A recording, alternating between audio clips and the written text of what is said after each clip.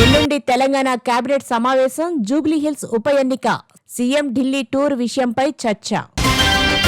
TTD AEO Rajasekhar suspension, ప్రతి ఆదివారం స్వగ్రామంలో చర్చలో ప్రార్థనలు చేస్తున్నట్టు రుజువు.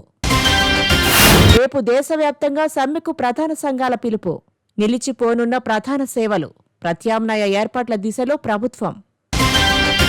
ఛత్తీస్గఢ్లో భీకర పోరు, మావోయిస్టులు పోలీసుల మధ్య కొనసాగుతున్న కాల్పులు, ఆపరేషన్ కగార్పై కేంద్ర హోంశాఖ సమీక్ష. రేపు చిత్తూరు జిల్లా బంగారుపాళ్యంలో జగన్ పర్యటన, షరతులతో కూడిన షెడ్యూల్ను అనుమతించిన ప్రభుత్వం. జగన్పై విరుచుకుపడ్డ సిపిఐ నారాయణ, శవాలపై పేలాలు ఏరుకునే మనస్తత్వం అంటూ ఘాటు వ్యాఖ్యలు. బీజేపీ చీఫ్ రామచంద్రరావుకు రాజాసింగ్ సలహా, డమ్మీ కాదని నిరూపించుకోవాలన్న గోషామహల్ ఎమ్మెల్యే.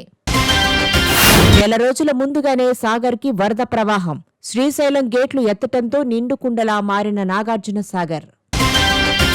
రేపు బాధ్యతలు స్వీకరించనున్న ఏపీ బీజేపీ చీఫ్ మాధవ్, నూతన అధ్యక్షుడు రాకతో పార్టీ శ్రేణుల్లో ఉత్సాహం. ఉత్తరాదిలో భారీ వర్షాలు, కైలాష్ మానస సరోవర్ యాత్రలో చిక్కుకున్న యాత్రికులు, టిబెట్ నుండి వరద ప్రవాహం, నేపాల్ టిబెట్ సరిహద్దుల్లో ఘటన. శ్రీశైలం డ్యాం 3 గేట్ల నుంచి దిగువకు నీరు విడుదల చేసిన సీఎం చంద్రబాబు, పర్యాటకులతో కళకళలాడుతున్న పరిసరాలు. ఏపీ ప్రజారోగ్య శాఖ డైరెక్టర్గా పద్మ శశిధర్ నియామకం రద్దు, పద్మా నియామకంపై కూటమి శ్రేణుల అభ్యంతరం, పద్మా స్థానంలో పద్మావతి నియామకం.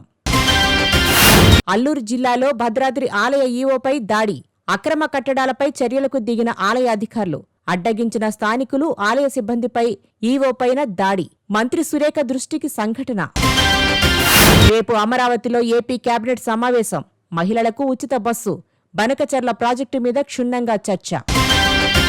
సింహాచలం ఈవోపై ఎమ్మెల్యే గంటా ఆగ్రహం, ఇటీవల కూలిన రేకుల షెడ్డు గురించి ఆలయ కమిటీని వివరణ అడిగిన గంటా, అధికారుల బదిలీలపై గుర్రుగా ఉన్న గంటా.